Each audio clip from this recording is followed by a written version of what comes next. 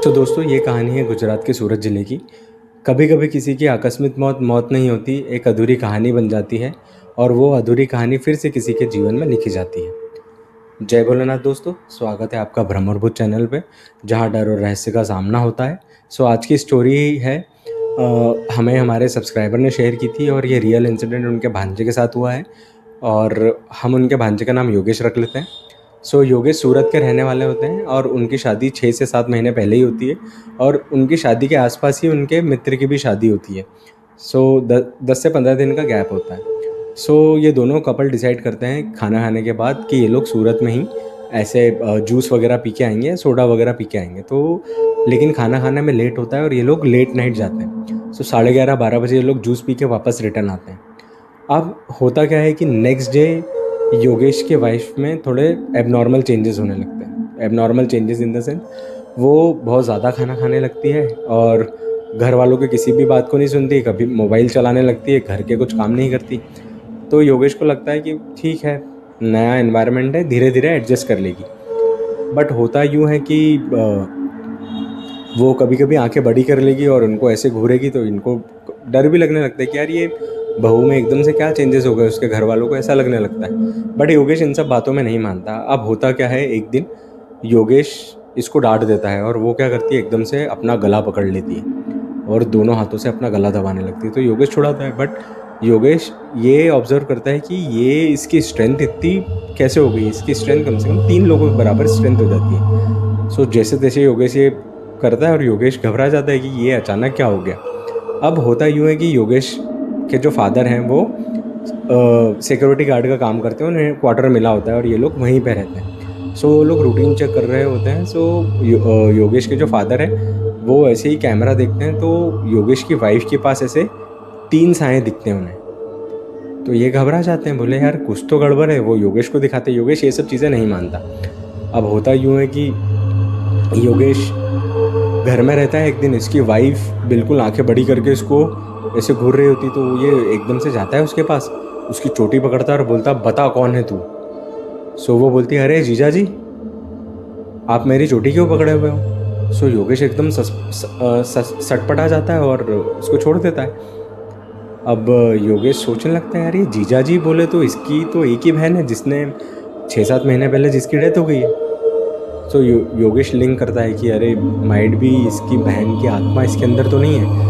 तो इंदौर में इनके बहुत सारे परिचित होते हैं। ये किसी को कांटेक्ट करते हैं और वो इनको बुलाता है, मीन्स तांत्रिक को बुलाते हैं। तो वो बस यही बता पाता है कि इस बच्ची में 3 और आत्माएं हैं, लेकिन मेरी सिद्धि इतनी नहीं है कि मैं इन तीनों को निकाल पाऊँ, तो आपको किसी अच्छे तांत्रिक को कांटेक्ट करना पड़ेगा। अब होता ये है कि इन बिटवीन इनको पता चलता है कि योगेश की वाइफ प्रेग्नेंट भी है, तो ये बहुत एक्स्ट्रा प्रिकॉशंस लेने लगते हैं। एक ना एक उसकी वाइफ के साथ व्यक्ति जुड़ा ही रहता है। अगर वो बाथरूम में जाती है तो ये लोग चेक करते हैं कि वो प्रॉपरली जाए, कुछ ऐसा इंसिडेंट नहीं हो, क्योंकि एक बार वो अपना गला दबाने की कोशिश कर चुकी है। और अभी क्या होता है कि रात में अचानक वो कभी भी ऐसे उठ जाएगी, उसकी आंखों के पीपल्स ऊपर चले जाएंगे, फिर योगेश उसको चिल्लाता है तो वो बैक टू नॉर्मल होकर सो जाती है। अब ये चीज़ें थोड़ी बढ़ने लगती है और योगेश जो इन सब बातों पे विश्वास नहीं करते हैं वो भी घबराने लगते हैं कि भाई कुछ तो गड़बड़ है। फिर ये लोग अपने किसी खास परिचित से संपर्क करते हैं इंदौर में और सारी चीज़ें बताते हैं। तो वो एक तांत्रिक का नंबर देते हैं और तांत्रिक उन्हें बोलते हैं कि आपको बच्ची को लेके इंदौर ही आना पड़ेगा।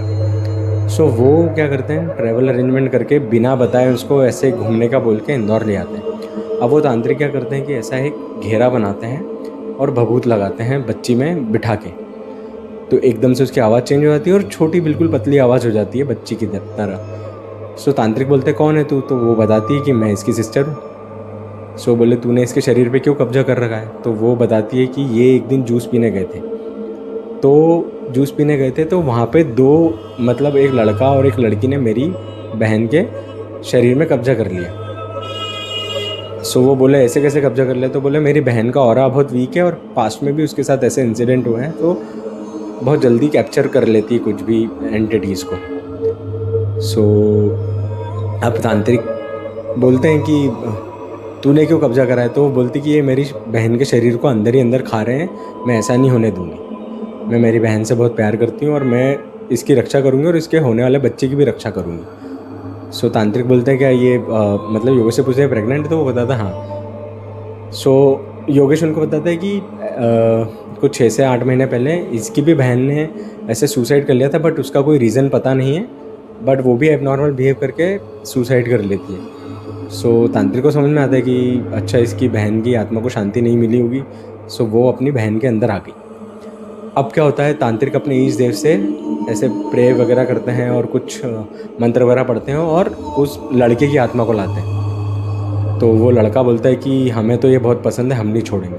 तो बोले तूने इस पर कब्जा क्यों करा। सो वो बताता है कि हम दोनों को भी शादी करनी थी, मतलब जो योगेश की वाइफ के अंदर दोनों लड़का लड़की की आत्मा है, वो बोलते हैं हमको भी शादी करनी थी और हमने ये नवविवाहित जोड़े को देखा और हमें हमारे दिन याद आ गए, तो हमने दूसरी लड़की में जाने की कोशिश करी, बट उसका ऑरा वीक था और उसका ऑरा स्ट्रॉन्ग था और इसका ऑरा वीक था, तो हमने इसके अंदर ही प्रवेश कर लिया। अब हमें ये पसंद आ गया, हम इसको छोड़ेंगे नहीं। तो तांत्रिक चिल्लाते हैं और ऐसे भभूत वगैरह उनके मुंह पे मारते, तो वो चिल्लाने लगती है। फिर तांत्रिक बोलते तुम जाने का क्या लोगे। सो वो कुछ बोलते नहीं, बोलते हम तो इसको लेके ही जाएंगे। सो अब क्या होता है कि तांत्रिक अपने इष्ट देवता से रिक्वेस्ट करते हैं, उनसे प्रेयर करते हैं और वो इन दोनों को जैसे तैसे करके इसके शरीर से निकाल देते हैं। बट जो छोटी बहन है वो जाने का नाम नहीं लेती, वो बोलती है कि इसका ऑरा बहुत वीक है, मैं तो इसके अंदर ही रहूँगी और मैं जाऊँगी नहीं। बट तांत्रिक बताते कि बेटा आपका सब समय हो गया है, आपने ऐसा ऐसा किया था, आपको इनका शरीर तो छोड़ना पड़ेगा, नहीं तो बच्चे पे भी इफेक्ट आएगा जो छोटा बच्चा है। तो वो बहुत रिक्वेस्ट करने के बाद वो मानती है। तो बोलती है आप कैसे जाओगे। तो वो लड़की छोटी बच्ची बताती है कि मेरे घर में अभी भी इन लोगों ने मेरे कपड़े वगैरह रख रखे हैं, मेरी तस्वीर के आगे बैठ के ये रोते रहते हैं। मैं जब से गई हूँ एक भी दिन ऐसा नहीं गया है कि मेरी मम्मी रोई नहीं है। सो ये मुझे जाने ही नहीं दे रहे, तो मैं यहाँ पे बंद चुकी हूँ। सो तांत्रिक बताते हैं इनको कि कैसे आप पूजा पाठ करके इनका जो भी कपड़े हैं वो आप कहीं पे या तो दान कर दो या जला दो या किसी को दे दो और आप अपने घर से मुक्ति पाओ, और इनका एक बार फिर से दाह संस्कार प्रॉपरली करो, जो भी करना है उस हिसाब से। ये सब तांत्रिक उनको बताता है और ये सब चीज़ें वो कर लेते हैं। अब करंट डेट में जो योगेश की वाइफ है उन्होंने बेबी को भी डिलीवर कर दिया, उनकी हेल्थ भी अच्छी है, सब कुछ बहुत अच्छे से जा रहा है। सो ये थी सूरत की कहानी दोस्तों। अगर आप अभी तक बने हुए हैं इस चैनल पे, so please like and subscribe और ऐसे ही प्यार दिखाते रहिएगा। और अगर आपको भी ऐसा लगता है कि आपकी लाइफ में भी कोई इंसिडेंट है, तो आप ये नीचे एक ईमेल आईडी दिया है, आप उस पर अपनी स्टोरी बता सकते हैं। थी आज की कहानी। सो जब मैं ये कहानी सुन रहा था तो मेरे तो गूज़बम्स आ गए थे और मैं ये सोचने लगा कि कैसे हम जाने अनजाने में किसी को भी बुलावा दे देते हैं। और सब्सक्राइबर हमें ये भी बता रहे थे कि उनका एक जो कज़िन है वो उनके घर रुका था 2-3 दिन और उन्होंने उसकी कज़िन भाभी का ऐसा बिहेवियर देखा तो वो बहुत घबरा गया। उसने मतलब आंखें बड़ी देखा और उनके पीपल्स वगैरह ऊपर चढ़े तो वो इतना घबरा गया कि वो आज भी उनके घर जाने से डरता। और सब्सक्राइबर ने हमें बताया कि ये रियल इंसिडेंट उनके भांजे के साथ ही हुआ है और उनके भांजा ने बोला कि आप स्टोरी शेयर कर सकते हो बट नाम वगैरह रिवील नहीं करना, तो हमने नहीं करा। तो दोस्तों आप इससे ये सीख ले सकते हैं कि थोड़ा सा प्रिकॉशंस रहें, पूजा पाठ में ध्यान दें, मानो तो बहुत कुछ है, नहीं मानो तो कुछ भी नहीं, और ऐसे ही प्यार दिखाते रहिए। और अगर आपको भी लगता है कि हम आपकी कोई स्टोरी शेयर करें तो नीचे यहाँ पे एक ईमेल आईडी दिया रखा है, आप उस पर अपनी स्टोरी शेयर कर सकते हैं। या अगर आप किसी के थ्रू भी स्टोरी भेजना चाहते हैं तो हम इंस्टाग्राम पे भी आप इंस्टाग्राम पे भी हमसे कांटेक्ट कर सकते हैं। सो जय भोलेनाथ दोस्तों, हर हर महादेव।